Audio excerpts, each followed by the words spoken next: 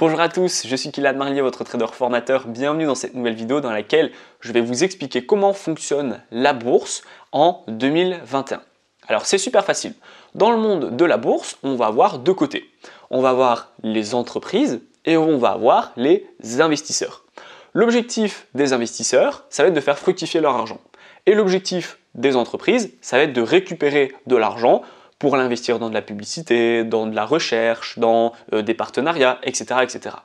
Maintenant, l'objectif, ça va être de récompenser les deux camps. Il faut trouver un terrain d'entente entre les investisseurs qui veulent prêter de l'argent pour leur faire fructifier et les entreprises qui veulent recevoir de l'argent pour le développement.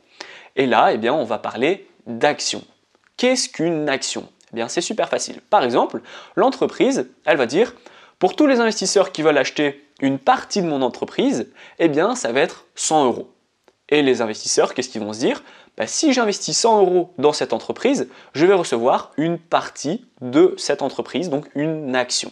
Grâce à cette action, vous allez devenir propriétaire, à votre échelle bien sûr, d'une partie de l'action que vous aurez achetée. Par exemple, si aujourd'hui j'achète une action de l'entreprise Apple, je deviens propriétaire à mon échelle, à raison d'une action, de l'entreprise Apple. Du coup, je dois profiter des bénéfices, de la croissance que va faire Apple, etc., etc. Maintenant, vous allez me dire, quand j'ai une action, concrètement, qu'est-ce que ça me rapporte? Qu'est-ce que ça me fait gagner en termes d'argent? On va voir deux grands profils.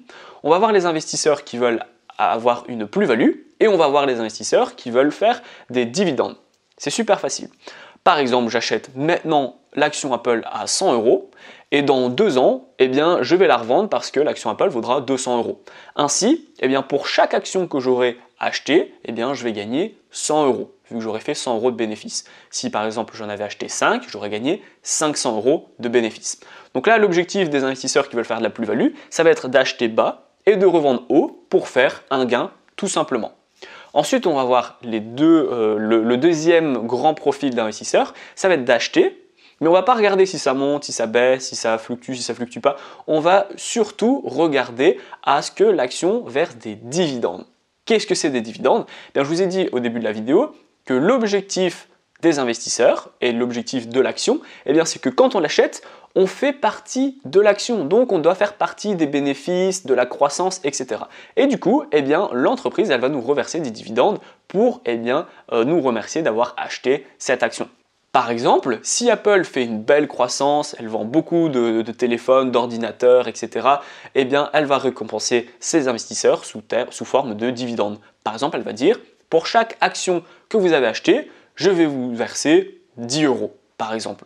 Comme ça, vous avez acheté l'action à 100 € et elle va vous verser 10 € de dividendes. On aura fait donc 10% à la fin de l'année.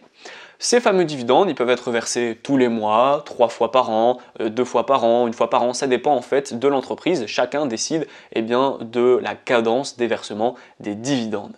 Maintenant, vous allez me dire comment je suis censé savoir si une action, elle est bonne, elle n'est pas bonne, c'est intéressant de l'acheter ou si ça sert à rien de l'acheter. On va voir deux mondes. On va voir les investisseurs qui vont l'acheter en fonction de l'analyse fondamentale et en fonction de l'analyse technique. Qu'est-ce que c'est l'analyse fondamentale ? Par exemple, je vais décider d'acheter l'action Apple en me préoccupant de la croissance, du versement de dividendes, les bilans de l'entreprise. Donc par exemple, combien ils ont fait le premier trimestre, combien ils ont fait l'année passée, est-ce qu'il y a des nouveaux projets, des nouveaux produits qui sont sortis, est-ce qu'il y a beaucoup de grèves ou est-ce qu'il n'y a pas beaucoup de grèves, est-ce que l'entente est bonne, est-ce que le PDG il a de bonnes idées, il fait souvent des conférences, est-ce que par exemple il y a beaucoup de dettes ou il n'y a pas beaucoup de dettes, il y a une grosse capitalisation boursière, voilà. En fait, on va regarder à tous ces critères qui tournent autour de l'entreprise pour décider si oui ou non c'est une mauvaise entreprise. Apple, c'est une bonne entreprise. Maintenant, si vous voyez qu'il y a une entreprise qui a une pas belle croissance, si vous voyez qu'elle a beaucoup de dettes, qu'elle ne fait pas forcément de nouveaux projets et qu'il y a beaucoup d'accusations et de procès, d'office, ça ne va pas être une bonne action. Donc là, ça va être l'analyse fondamentale. Ensuite, on va avoir l'analyse technique.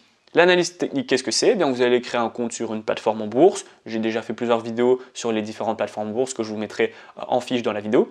Vous allez ouvrir un graphique le graphique d'Apple, et vous allez voir en termes d'un graphique boursier, si c'est le moment d'acheter, si c'est pas le moment d'acheter, si ça va rebondir, si ça va replier, etc. etc.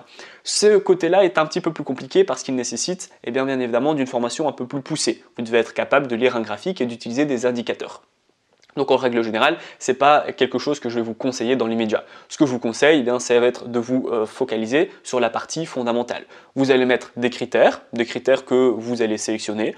Je veux que l'entreprise elle fasse 5% par an minimum, je veux que l'entreprise elle verse des dividendes obligatoirement, je veux que l'entreprise elle ait de nouveaux projets, je veux qu'elle fasse 4 fois d'affilée, donc 4 années d'affilée des chiffres qui sont plus conséquents, donc de plus en plus conséquents pour avoir une belle croissance. Voilà, c'est des critères que vous pouvez sélectionner vous-même et ensuite en fonction du nombre de critères que l'action va remplir, vous allez décider si vous voulez acheter ou non l'entreprise. Donc voilà, c'est super simple. En résumé, on va avoir le monde de la bourse. Le monde de la bourse, il est constitué des entreprises et des investisseurs.